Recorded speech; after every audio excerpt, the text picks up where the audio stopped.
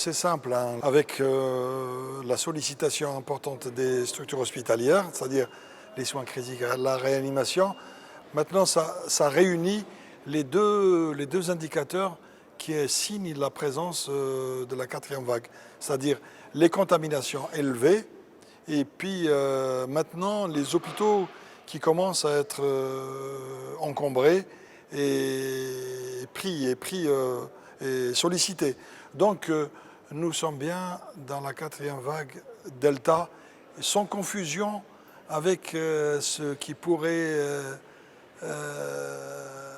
penser à une autre vague qui est celle du nouveau variant Omicron, qui sera une autre affaire. Mais le problème actuellement en Algérie, c'est celui du variant Delta, qui est maintenant connu puisqu'il a qui a été la cause de la troisième vague, avec tout ce qu'il a engendré comme besoin, en particulier ceux liés à l'oxygène. Et ça a fait un petit peu donc, un problème sanitaire important. Et c'est bien cette situation qui va hélas, en gros, se reproduire. Peut-être que le problème d'oxygène est pris en charge, mais cela n'enlève rien du tout par rapport à l'importance de la gravité de la maladie, puisqu'on n'a pas beaucoup vacciné. Donc la population n'a pas été vaccinée, ne s'est pas faite vacciner à des niveaux élevés. Donc automatiquement, la quatrième vague causée par le variant Delta va encore faire des gros problèmes en matière de santé.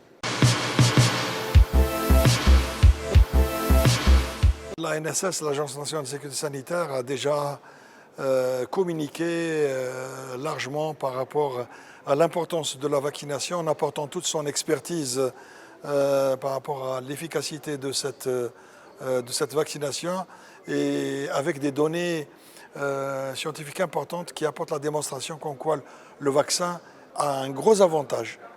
C'est que au moins, il empêche les décès. Il réduit de beaucoup les décès et surtout, il empêche les formes graves de Covid. Donc ça c'est le point le plus important. Maintenant, donc, en Algérie, il y a quand même un problème, vous venez de le signaler. Il n'y a pas que le corps médical qui s'est fait vacciner autour de 20%. Les étudiants, il y a moins de 2% qui sont vaccinés et ce n'est pas normal. Et là, il faut que les citoyens comprennent que la vaccination est la seule arme efficace contre la maladie et le décès. Peut-être qu'il y a une confusion, qu'on était en train d'attendre la quatrième vague et puis maintenant on parle vos variants Omicron. Mais Omicron ne pose pas pour le moment, ce n'est pas la priorité. La priorité c'est le Delta qui est beaucoup plus grave qu'Omicron. Parce qu'Omicron, les données actuelles relatives au virus Omicron sont rassurantes.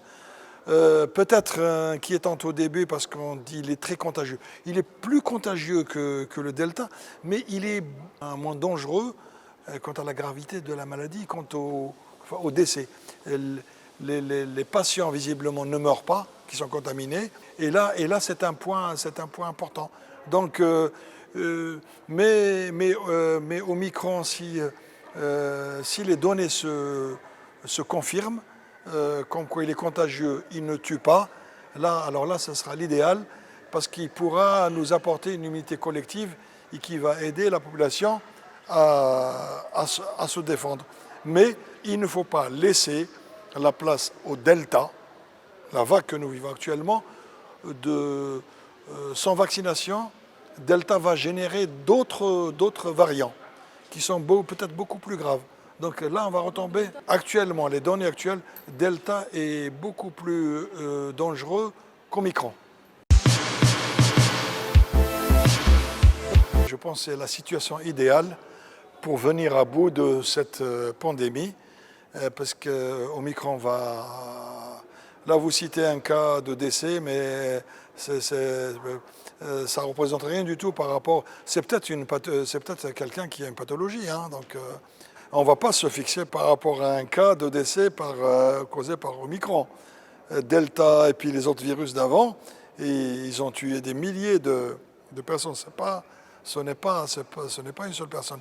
Donc Omicron ne doit pas brouiller les pistes. Omicron, il faudrait lui laisser le temps pour qu'on puisse avoir les données beaucoup plus complètes et beaucoup plus reproductibles quant à sa faible dangerosité. Si elle se confirme, c'est un bon point. Mais sans oublier d'attaquer en même temps le Delta avec la vaccination.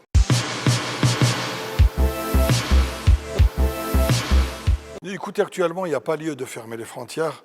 Il y a lieu, ce qu'il y a, c'est de les renforcer et de faire les contrôles tout à fait normaux, des contrôles bien sûr vigilants, puisqu'on vit en plein pandémie, et laisser les personnes circuler, mais tout en ayant des contrôles rigoureux aux frontières, nécessitant tout un train d'accompagnement au cas où il y a des suspicions par rapport au confinement, le même type de confinement pour les gens qui sont positifs pendant quelques jours et puis qui seront par la suite libérés parce que la contamination est passée. Pas d'inquiétude particulière par rapport à Omicron.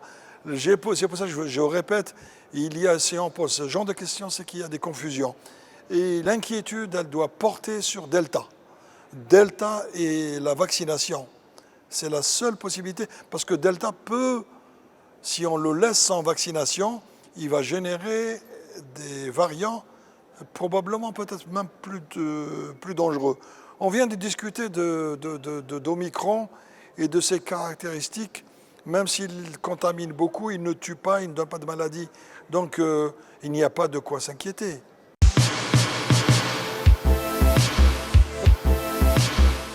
Cette mesure, elle a été étudiée et proposée par l'Agence nationale de sécurité sanitaire depuis plus d'une année. Donc ce sont des hôpitaux dédiés au Covid, c'est-à-dire ce qu'on a appelé la prise en charge externalisée, sortir les patients Covid des hôpitaux, de tous les hôpitaux, et laisser les autres spécialités fonctionner, parce que les autres spécialités aussi, il faut qu'elles soient prises en charge, et de faire des hôpitaux dédiés au Covid là où il le faut, parce que ça permet de mieux gérer et de contrôler les contaminations. Elles sont confinées dans un endroit bien précis, de gérer mieux par rapport à tout ce qui est nécessaire à la pathologie, en oxygène, en médicaments, etc. Et puis aussi gérer mieux par rapport au personnel soignant qui peut s'occuper pendant une période donnée, ensuite retirer ce personnel et remettre un autre personnel neuf pour prendre en charge dans ces hôpitaux externalisés chargés du Covid. C'est tout à fait, donc nous nous réjouissons que cette mesure puisse voir le jour bientôt.